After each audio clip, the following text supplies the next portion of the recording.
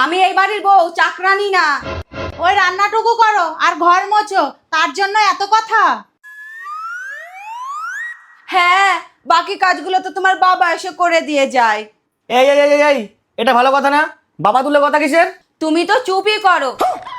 দাদু হয় আমার, বলতেই পারি।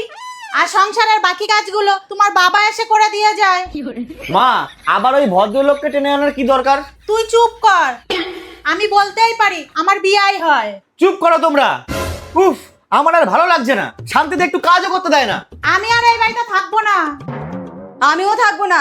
হ্যাঁ হ্যাঁ যাও, বাপের বাড়িতেই তো যাবা। এই নাও 500, তুমি নাও 500। আমাকে একটু শান্তিতে কাজ করতে দাও, যাও।